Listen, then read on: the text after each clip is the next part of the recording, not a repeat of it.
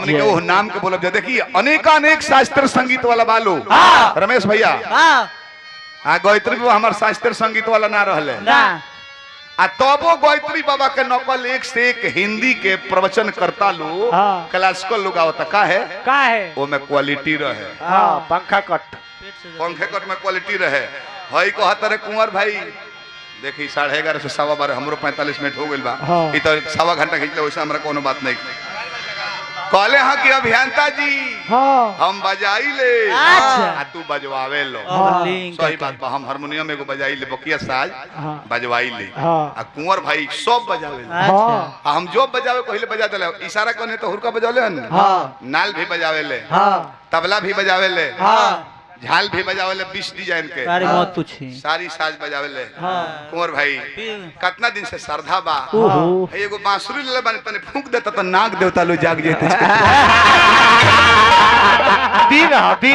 बीन हा वो है बांसुरी नियर बा बाकी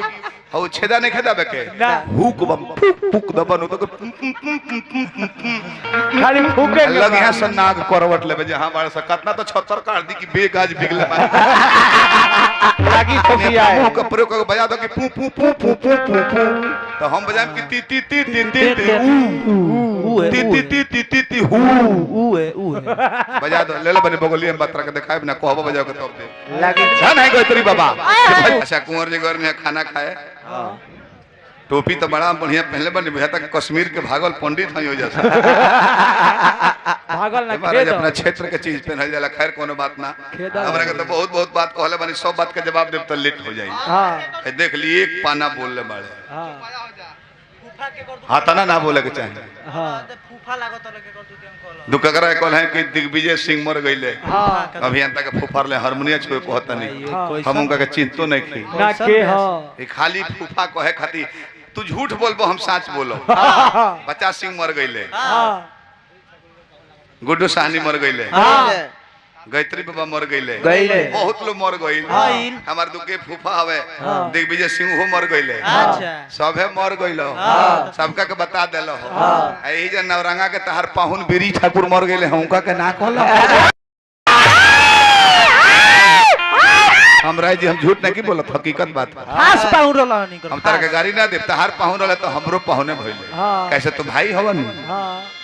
हम तारा के गलती ना बोलब सबका के गिना देल हो अपना ब्रिज पाहुन के ना कहल हो पाहुने के हमरा बड़ी दुख लागल हो ऐसे तहारा बदला में हम कह देनी हो कि उ जहां कहीं भी पाहुन हो खस घूम घुमा पर बहिन चलाओ सबे मरिए तो लगिया अच्छा सबे मरिए जाई हमारा जिला में आइल बनी हमहू मर जाई तो ई बताई कि श्रोता लोग बाऊ तो सबेरे ले भाग जाइलू कुंवर भाई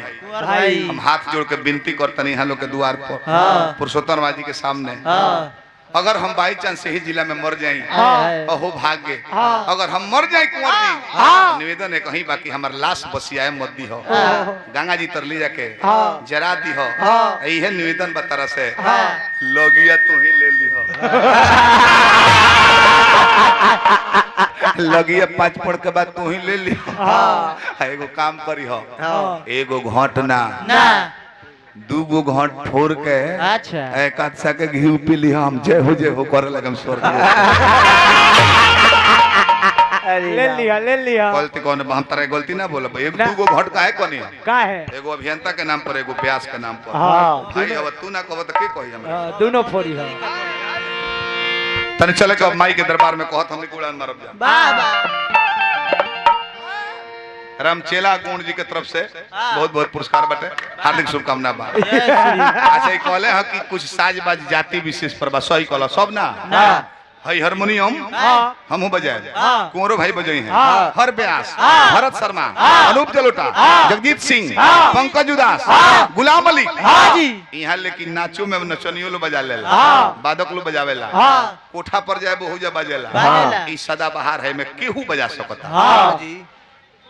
मानर पूजाला मटकोर के दिन डगर दियाला उ जब बजाइलो तो चमार भाई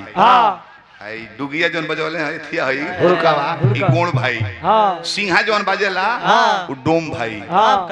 बाकी तूहू हुरका बजौल हो हम तो जानते हैं कि कुंवर जी हो बाकी अपन शुद्ध परिचय अगला तले खड़ा हुई तो दी हो तू ही कहला हम तरह नहीं कहत भाई रामेश्वर सिंह जी बहुत बहुत पुरस्कार दिले, हार्दिक प्रणाम बा।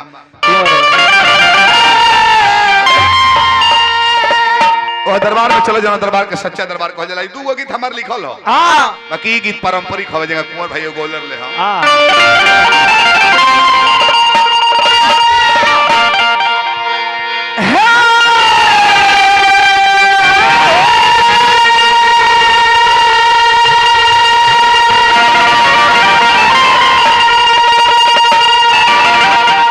बाई चांस कोनो मंच हुई हाँ। जना मंच पर रमेश भैया हमें गीत ना गोले हो, हाँ